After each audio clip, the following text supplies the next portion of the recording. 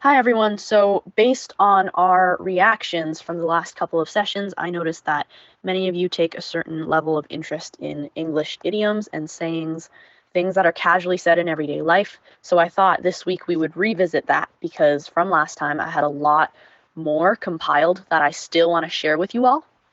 So, the first saying is, "Don't judge a book by its cover." So, this origin of this idiom is actually fairly recent. The phrase is attributed to a 1944 edition of the African journal American Speech. And the first version that was said was, "You can't judge a book by its binding." It was popularized even more when it appeared again in 1946 in a murder mystery called Murder in the Glass Room by Lester Fuller. And they used the phrase, "You can never tell a book by its cover."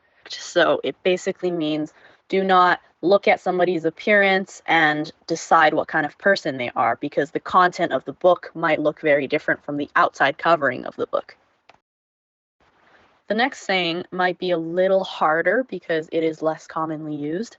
It's called "the pot calling the kettle black." And this is a proverbial idiom. It may have Spanish origins, and it first appeared in English in the 17th century. So the first usage of it actually showed up in a Spanish book, a very famous Spanish book called Don Quixote, and they were talking about comparing a frying pan to a kettle.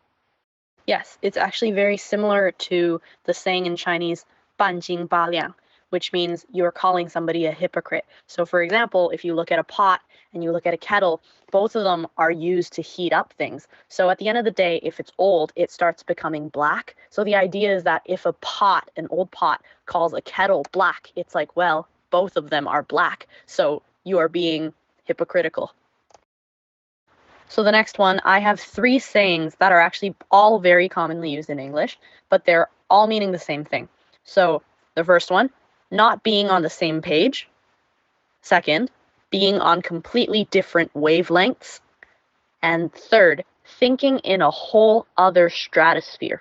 Even though the origin of the first phrase is unclear, it is sometimes attributed to the fact that in a choir, when people are singing together, they have to sing and look at the same page for the music to sound good. Another origin of this word is that during classes and meetings, for the meeting to work, everybody has to be reading the same sheet of paper. So can you guess what that means? It actually largely refers to similar sayings in Chinese, which is 鸡同鸭讲 or 牛头不对马尾. And essentially, it's when two people are talking and they may seem to be having the same conversation, but clearly they are both talking about completely different things. The next one is a name you would call someone that you might hear more often in elementary school. It's Goody Two-Shoes, and it originates from a children's story published back in 1765 in England by John Newbery. It's the history of little Goody Two-Shoes, and basically, it's a variation of the Cinderella story, where the fable talks about a young orphan girl who goes through life with only one shoe and then later is rewarded with two shoes for her good behavior and her virtues. So the other variation is teacher's pet. Teacher's pet, or goody two-shoes, is not necessarily a nice thing to be called. It is in line with an insult, and it kind of is used mainly by children when they're calling someone who always obeys the rules to an annoying extent. Like, this person always does the right thing, and whenever something bad happens, they'll tell the teacher, and they just want the teacher or other people to think that they are perfect and always doing good things. It's someone who everybody else finds quite annoying, essentially. Okay, so you may or may not have heard this one, but slowpoke.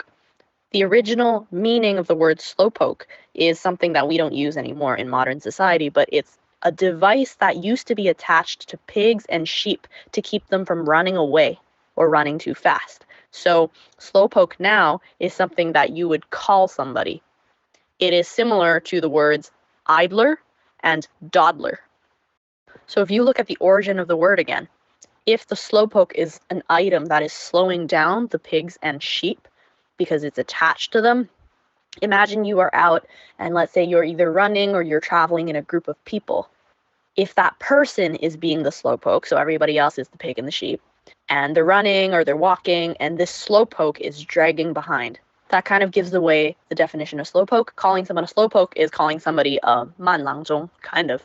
You're saying you're that person who is slowing everybody else down. I would like to give you a couple of sentence examples of how to use these terms. So the first one, my friend may appear to know nothing at all, but you shouldn't judge a book by its cover.